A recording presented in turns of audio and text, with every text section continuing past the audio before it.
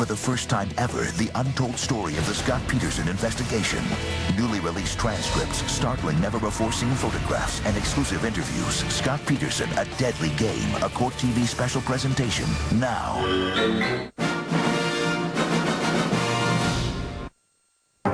Tonight, the untold story, how investigators brought Scott Peterson to justice.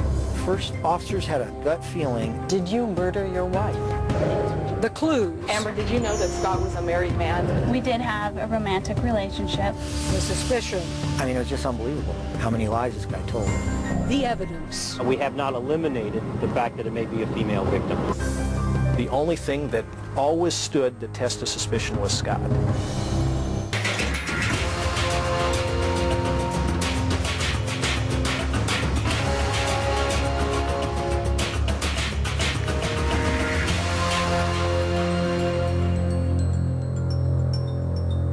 Scott Peterson. Today, we know he perpetrated one of the most notorious crimes in recent years, the murder of his pregnant wife, Laci, and his unborn child. I covered the Scott Peterson case from beginning to end, and in my book, A Deadly Game, I wrote about the meticulous work of these investigators. Tonight, we'll go behind the scenes and behind the headlines to see exactly how they solved this mystery and hear for the first time about the painstaking police work that brought a killer to justice. April 13, 2003. The intact body of a baby boy washes up on the shore of San Francisco Bay. The next day, 1 mile to the south, the badly decomposed torso and lower body of a woman washes up, clad in a nursing bra and maternity pads. The body is an adult female, and as we speak right now, the autopsy is being performed. The bodies are those of Laci Peterson and her unborn son, missing for almost 4 months. It confirms the worst fears of a nation riveted by this case. It was a mystery that began 4 months earlier. Christmas Eve, 2002, Modesto, California. 5:17 p.m. Scott Peterson calls Sharon Rocha to tell her that her daughter Laci is missing. They're expected at Sharon's for dinner in just a little while. Laci is 8 months pregnant and always reliable.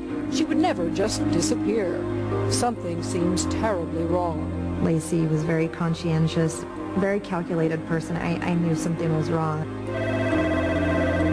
At 5:47, Laci's stepfather calls the Modesto police to make a missing persons report. Normally, authorities would wait 24 to 48 hours to start a search. Modesto Police Chief Roy Wasden reveals for the first time why in this particular instance, his men make an exception.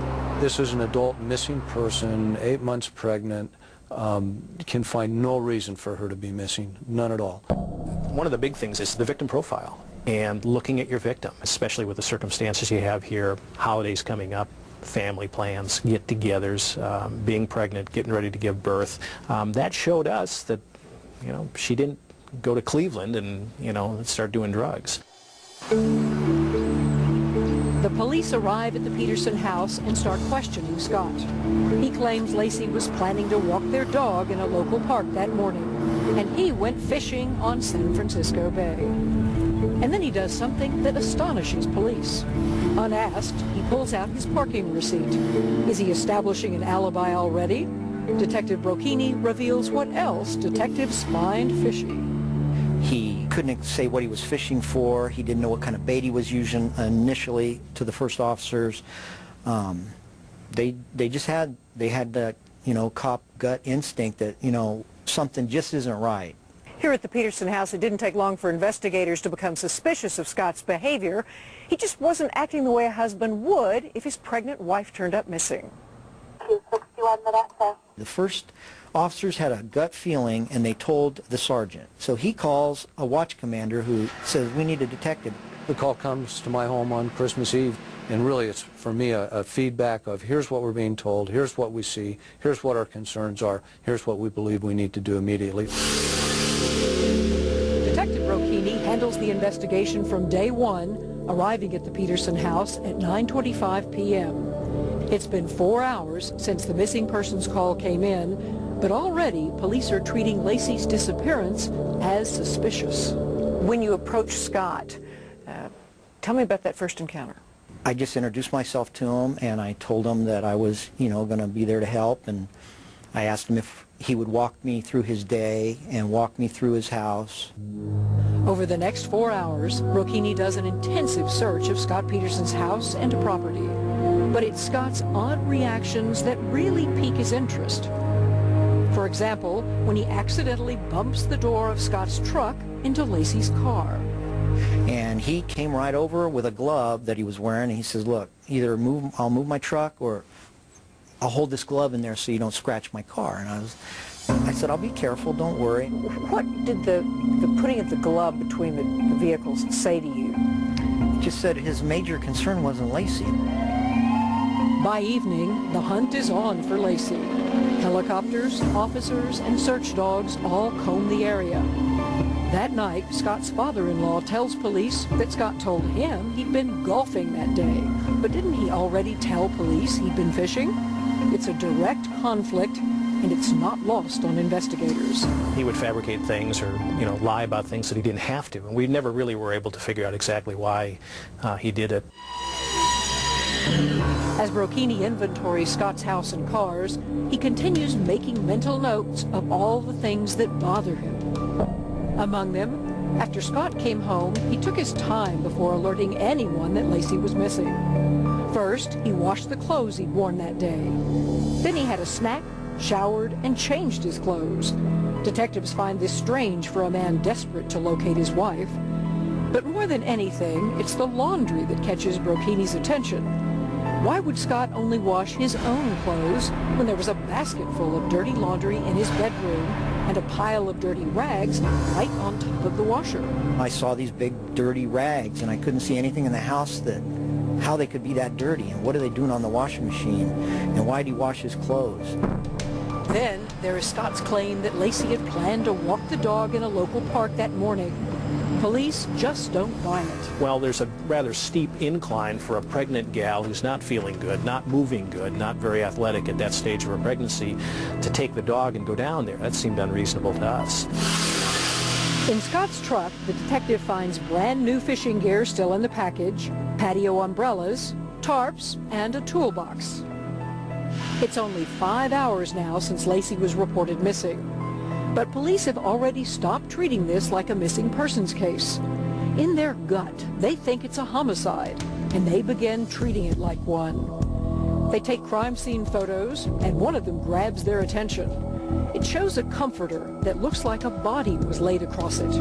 Something else. Laci's jewelry and purse are there, and they are told she always took those with her. Just a lot of little things like that just made me think that, we're doing the right thing. We're heading in the right direction, at least looking into this case. At 11:17, the detective and another officer accompany Scott to his office. Scott's a fertilizer salesman operating out of a warehouse in an industrial section of Modesto.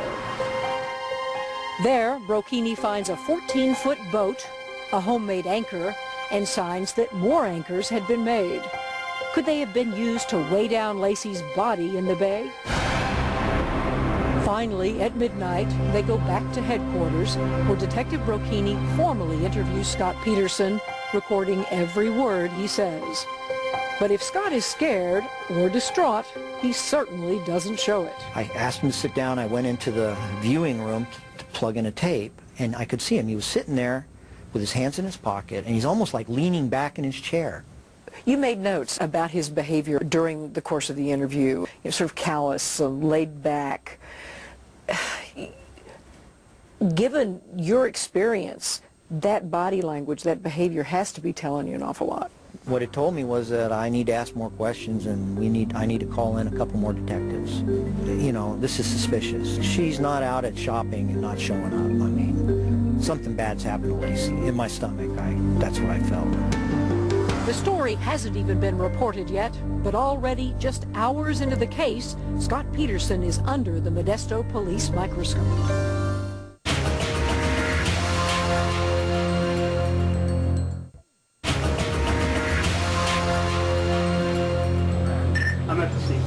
Christmas Day 2002. It's been just 24 hours since Laci Peterson's disappearance. You recognize her from this picture? And already the word is out, and hundreds of people in Modesto, California are searching for the pregnant 27-year-old.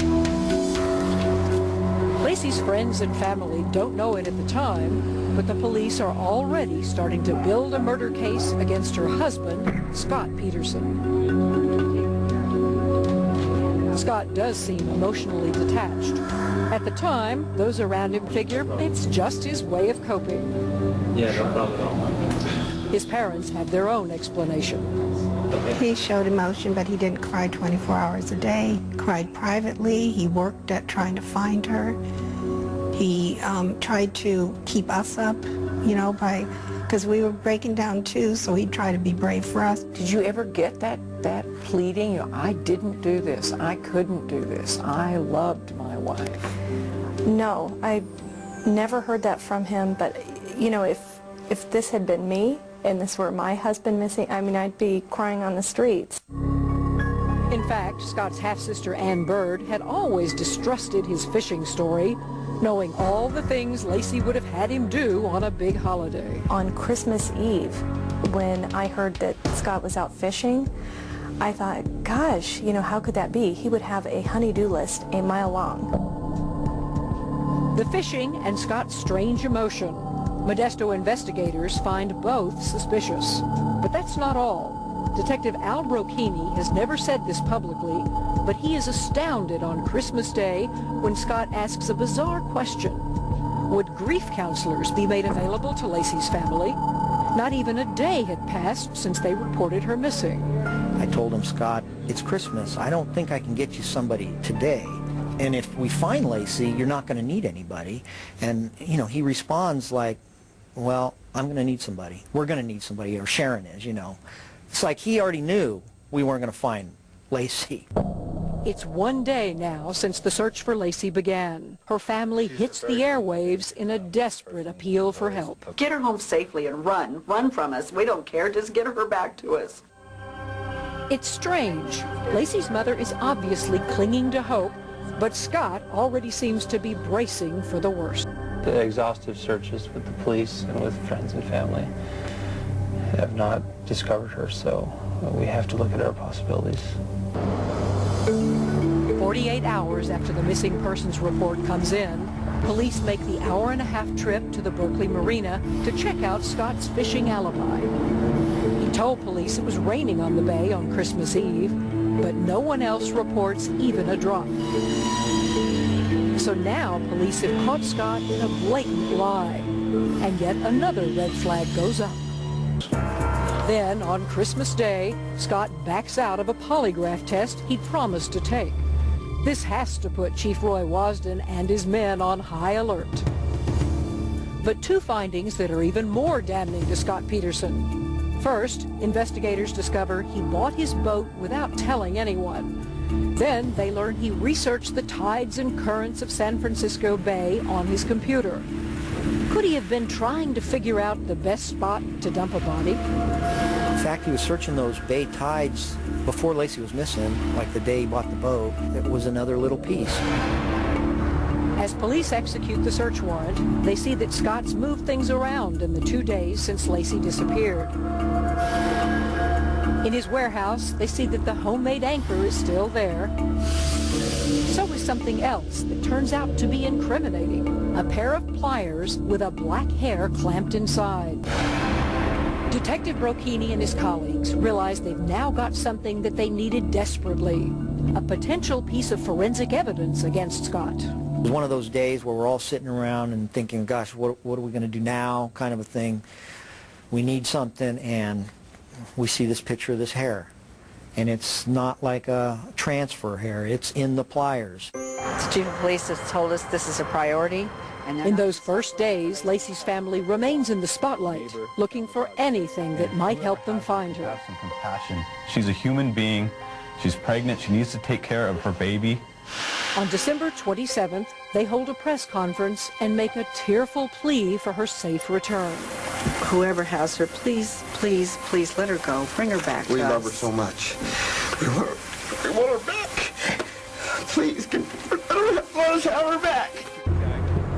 While publicly the police are pressing their search for Laci, privately they're sure she's already dead. And they're slowly piecing together their theory of exactly what happened to her and why. I think she was getting ready for bed and she got strangled or smothered right there, wrapped in a tarp, drug out and put in the truck. I think the umbrellas went in first and she went in second in a blue tarp. I mean, he wanted an excuse to be carrying something that big in a blue tarp, and that's what the umbrellas were, his excuse. He just didn't want to be a dad. He didn't want to be tied down. I mean, just when you look at his lifestyle, all the things that he wanted to do, and, you know, be it a member of the country club, parenting was going to be, you know, a big anchor on him. My opinion is his plan is wake up in the morning, leave. People are going to think I'm golfing, but go. Nobody will be at the bay. Do my thing. But there's a hitch when several people spot him at the bay. That's when police say Scott Peterson changes his alibi from golfing to fishing. Whatever his story, police are now sure foul play is involved, that Scott Peterson is responsible, and that it was premeditated. I mean, he's been planning it. Planned it when he bought the boat. And his plan was, I'm going golfing, but the real plan, take Laci to the bay, get rid of her, come back, and I was golfing. Police don't know it yet, but a new player is about to break the case wide open.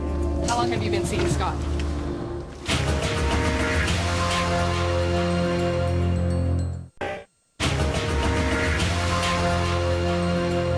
December 30th, 2002. 6 days since Laci Peterson was reported missing, and now a huge break. A woman calls into the police tip line claiming to be Scott Peterson's lover. Her name is Amber Fry. Modesto Police Chief Roy Wasden and his men recall how that one tip changed everything. What was the reaction in the department when Amber Fry called in? It was a significant break. It was important to get a more full picture of Scott Peterson, who he was, what he did, how he behaved. In that one paragraph tip, she had too much information to be a nut. I mean, she knew too much. Investigators don't waste a second. They drive straight to Fresno to meet Amber. Detective John Bueller knows it right away. This is a major score for the investigation. I mean, it was a great meeting. It yielded a tremendous amount of information. Amber seemed to be naturally a young girl. I wouldn't say naive, but maybe idealistic in love and romance, things like that. Amber tells the detective she's been seeing Scott Peterson only a few weeks, but they're already talking marriage. On December 9th, she recalls, he broke down sobbing that he had, quote, lost his wife. That's the same day Scott secretly bought his boat. Detective Brocchini knows he's onto something. I mean, he told Amber that he had lost his wife when she wasn't lost. And so that, I mean, to me, that was a key. The detectives ask Amber to secretly record all future conversations with Scott. She agrees. They're also determined that no one will find out about her. That afternoon, the detectives take Amber to buy the recording equipment. And then her phone rings. It's Scott. He's caught everyone off guard. I was shaking, so I was so fumbly. I mean, I dropped the earpiece and I'm scrambling, but there was no conversation at that time, thankfully, because I was so, what's the word? Rattled? Rattled. You know, I was just frazzled, really frazzled and really nervous. To be like in Radio Shack, buying the equipment for her phone, and we're walking out and her phone is ringing, and it's him. I mean, I could see the caller ID. I know his phone number by heart.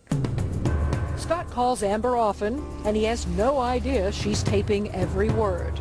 He lies over and over in these calls, sometimes making up outrageous stories. On New Year's Eve, Scott is in Modesto at a candlelight vigil for his missing wife. Yet he calls Amber and claims to be in Paris. Hello? Amber, hey, Happy New Year's. Happy New Year. I wanted to call you. Thank you. I'm near the Eiffel Tower. New Year's celebration is unreal. The crowd is huge. The crowd's huge? Amber, if you're there, I can't hear you right now, but I'll call you on your New Year's. Okay, I'll hear from you then. Amber, miss you. The photo of the vigil makes the front page the next day, and if the public thinks Scott Peterson is showing his concern, the police know otherwise. We saw the picture on the front page of the Bee, and he's at the vigil, but we know what he's saying on the phone. He's in Paris, you know, or jogging in the cobblestones or eating with, you know, somebody. On New Year's Day, the Modesto police held a press conference in which they said it was becoming apparent that Laci's disappearance was the result of foul play. What they didn't say was that the investigation was beginning to focus on Scott Peterson as the main suspect.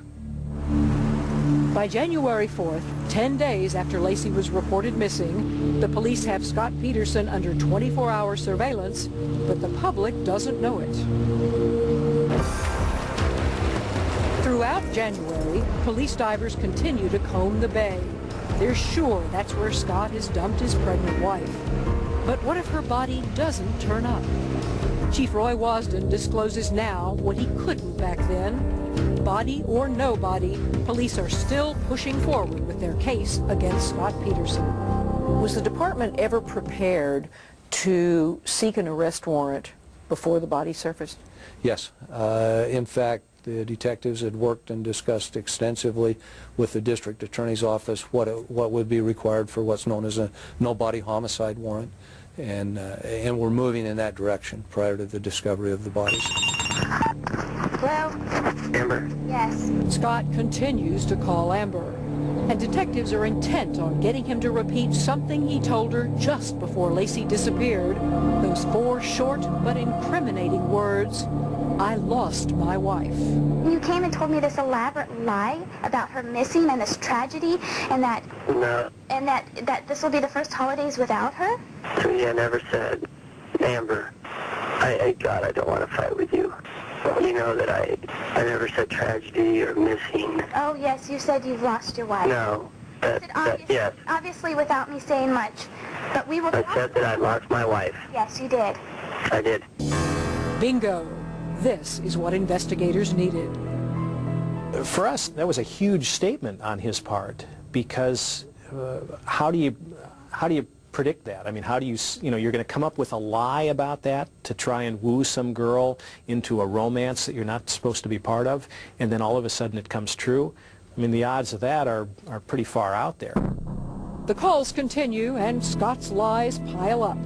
At one point, he tells Amber he's taken a polygraph and passed it. And then, an even bolder lie. Not only did Laci know about his relationship with Amber, but she accepted it. Detectives can't believe what he's trying to get away with.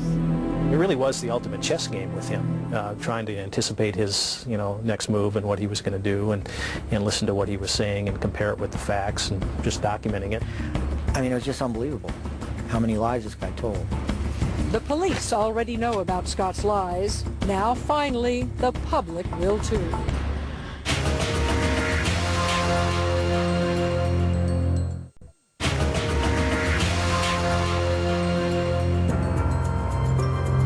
January 13th, 2003, 20 days since Laci Peterson's disappearance. Police learn that the National Enquirer is about to break an explosive story exposing Scott Peterson's secret life. It will reveal that Scott Peterson had a mistress while Laci was alive and pregnant. The once close relationship between Scott and Laci's family is now severed forever. And it's only days before the press and the public find out who Scott's mystery woman is. Amber, did you know that Scott was a married man? On January 24th, exactly 1 month since Laci was reported missing, her husband's lover is forced into the glare of the spotlight. I met Scott Peterson November 20th, 2002. I was introduced to him. I was told he was unmarried. Scott told me he was not married. We did have a romantic relationship. This is devastating news for Laci's mother. It basically allowed Sharon to realize her worst fears had come true, because until then she had nothing to hang her suspicions on. There was nothing that she knew, of course we did, that would confirm for her that Laci probably wasn't coming back. The same day Amber comes forward, the Roaches make their own public statement. I would like Scott to know that I trusted him and stood by him in the initial phases of my sister's disappearance. However, Scott has not been forthcoming with information regarding my sister's disappearance, and I'm only left to question what else he may be hiding. And even as Laci's family wonders what happened to her, the police are sure Scott knows. On January 26th, he's tracked to the Berkeley Marina where he sits in his car gazing at the water. This is at least the 5th trip he's made to that location. What about all the trips to the Berkeley Marina? He didn't stay very long. He didn't sit up there and watch the diving teams. What do you think he was doing? Who knows? I mean, because he is so different from us. Curiosity as to where we were, where the searches were taking place, how close they were to where he left her, maybe to ease his mind. If he went up there long enough and he saw we weren't close to where she was, oh, okay, no reason to stick up here anymore. We'll just go back home. That's the only way that I can make sense out of that. But media interest in the case is white hot now, and Scott can no longer ignore it. The allegations of a girlfriend. With his infidelity public knowledge, he decides to spin it on national TV.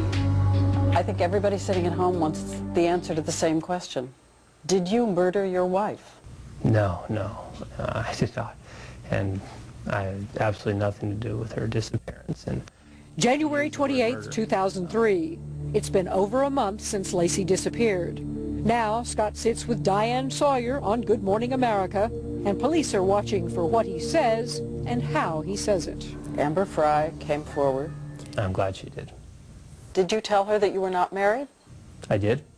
And then when Laci disappeared, I called her, and admittedly it wasn't immediately. It was a couple days after Laci's disappearance. I telephoned her and told her the truth. The truth? That I was married, that Laci disappeared. She didn't know about it at that point. But Amber told investigators that she found out Scott was married from news reports, not from Scott. It was pretty powerful to see him, see his words, see his lies. How harmful do you think Scott's own words were to him? I think very harmful. I do. I think that, well, I think they painted a true picture of Scott Peterson, which was, pretty indicting of who he is. In the mornings, I've been taking the dog down to the park where she walked. And that's like our time. A nice time together. When he began to cry, and something I thought was very strange was most men, I would expect, even women, will try and wipe away tears. And he sat there and let those flood without ever reaching up. That just kind of goes to what we had expected all along with him. I mean, here's somebody, he wants people to see those tears. I mean, I would imagine it probably took some effort for him to squirt those out. Let the camera roll and let's capture those, and maybe that's going to help me later on down the line. Investigators aren't the only ones paying close attention to this interview. Amber Fry is too. Were you in love with her? No.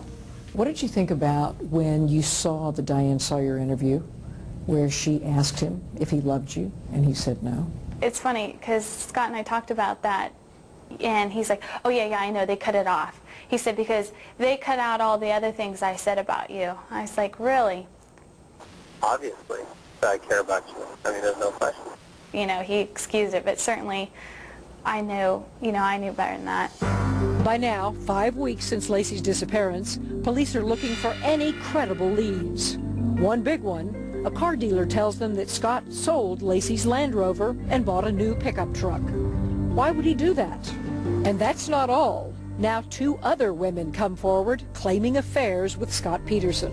I talked to him, and they were all similar. He used the same approach, and it worked, obviously. Flowers and gifts, and he's a great guy, and he wasn't married, and he lied to all of them, and, he tricked all of them, but when they caught him, they dumped him. The circle of suspicion around Scott is tightening, but investigators are still hunting other leads. 6,000 tips on the case have come in, but none exonerate their chief suspect. None of those things had any merit. The only thing that always stood the test of suspicion was Scott.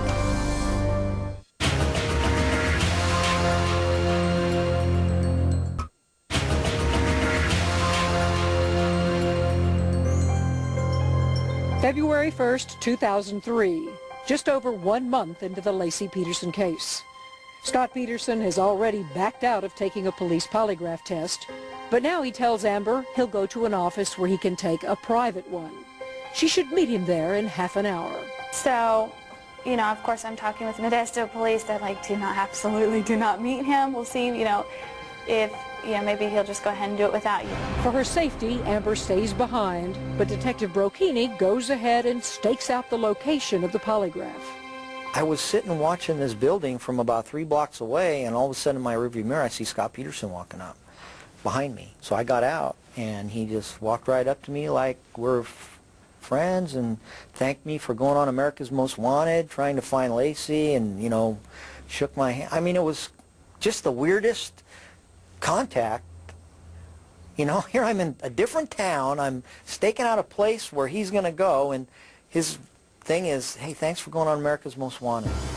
At this point in the investigation, police ask Amber to stop recording Scott's calls. They're worried that anything more Amber might say could be used to discredit her in court. But wiretaps show that Scott kept calling.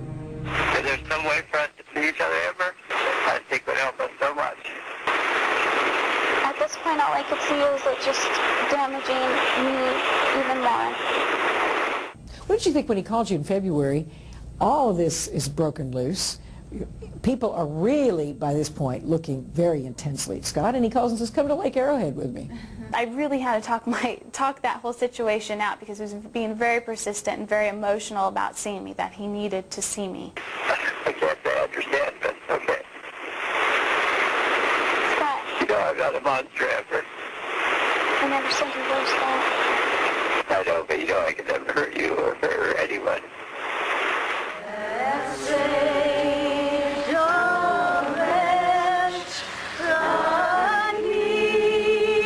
February 10th would have been Laci's due date. That night, friends and family hold a candlelight vigil, and police note that Scott is conspicuously absent.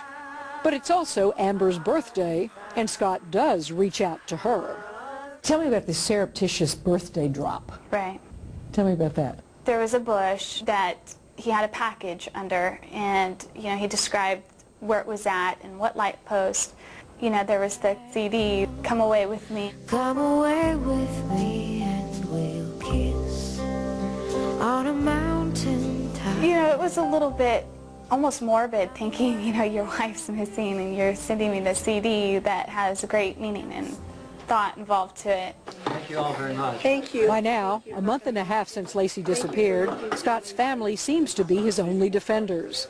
3 days after the vigil, they hold a press conference in San Diego to show their support. Yeah, he's looking for Laci. That is his whole purpose, and he's continued to do that since day one. Investigators note that Scott is absent from the press conference too.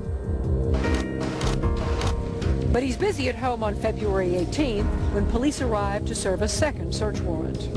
When you went back with a second search warrant, I understand that cops knocking on the door, and boy, he's on the phone trying to cancel some porn channels. What did you think about that? For him to be so cold and so able to switch gears and distance himself from this tragedy to the fact that he has to order porn at home, it's just another piece of evidence that shows us that he wasn't concerned about her, didn't want to be a part of her, didn't want to have her in his life, and was so far down the road from moving on that he could order that.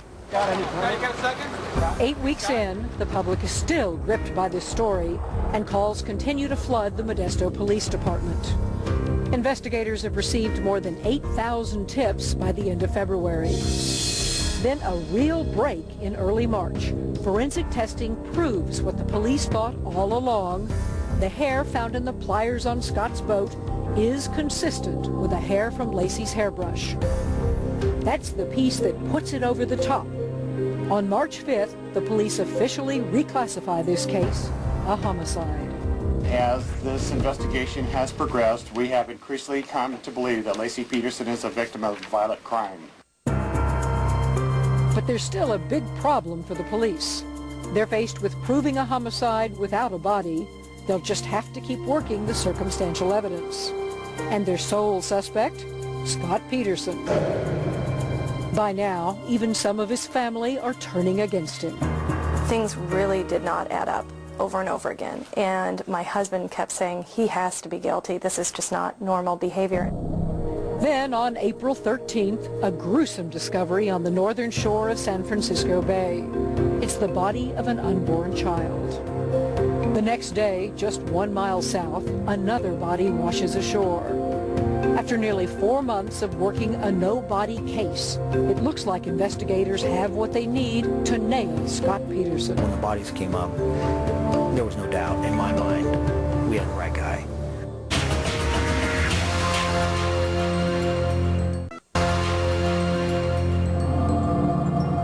April 13th, 2003, the battered body of a baby boy is found on the northern shore of San Francisco Bay. The next day, the remains of a second body is found on the shoreline just 1 mile south. We have a pretty badly decomposed body that appears to have been in the water for quite some time. I think you can infer by the fact that we've called Modesto Police Department that we have not eliminated the fact that it may be a female victim. Investigators have little doubt that these are the bodies of Laci and Connor Peterson, now missing for almost 4 months, but they have to be sure. We're conducting tests to determine the identities of the body and also if the two bodies, the one that was found today and the baby from yesterday, are related or not. The body of the baby is found intact. This suggests to the coroner that the baby had been in utero until very recently. The body of the woman is in far worse shape, missing the head and limbs, so identification is incredibly difficult. But she's wearing a nursing bra, another clue that she may be Laci. Now investigators prepare Laci's family for these horrific details before they're reported. Then they call Scott. He's nowhere to be found. Were you worried that he was going to flee? After the first body came up, I asked the Department of Justice to try to find him. Because we did have a tracker on his truck, and we knew it was down in the San Diego area, but we sent, Department of Justice went out, and they found the truck, and somebody else was driving it. And so I had a fear he was going to flee. On the morning of Wednesday, April 16th, Detective Brocchini locates Scott through wiretaps on his cell phone. Scott's been staying in San Diego at a house belonging to the parents of his half-sister, Ann Bird. He was really better than any dope dealer I've ever followed around in my career. I mean, this guy was counter-surveillance savvy, and, you know, you really couldn't follow him. Every day, divers are combing the churning waters of the bay, looking for more body parts or any equipment that might have been used to dispose of the body. Scott Peterson is spending his time actively trying to elude the police. He's dyed his hair blonde and grown a thick goatee, but he knows he's being watched everywhere. On April 17th, a warrant is issued. It's time to arrest Scott. But on the morning of April 18th, Detective Brocchini is alerted that Scott is playing a very fast game of cat and mouse with the police. It was a wild goose chase. I mean, there was some people almost got in accidents. He was able to elude a helicopter. I mean, he was driving almost out of control. Was there a sense in following him, wondering whether he would head for the border? Oh, yeah, why would he be driving like that? When he turned into that golf course, maybe it was just to hide out a little while and turn around and head for the border, but lucky for us, we had some unmarked DOJ agents that actually saw him, got on him quick enough, and followed him into that golf course. Modesto police rush to the scene. They arrive at 11:15, and at last, exactly 115 days after Laci disappeared, after an intense investigation that transfixed the nation, Scott Peterson is formally arrested for the crime of murder. How did he react?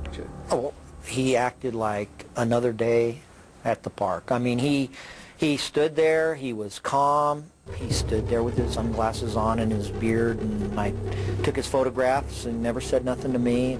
It's clear that Scott was planning to go somewhere for quite a while. Investigators search his car and find close to $15,000 in cash, 3 credit cards, and camping gear. But there's more that the public hasn't heard before. One of the things that really wasn't talked about a lot is he also had a couple of neckties in there, some dress shirts, some dress shoes. I mean, he could go from having dinner at a resort, in Acapulco, to camping up in the mountains within about, 4 hours. Police also find a map of Fresno, where Amber Frey lives and works.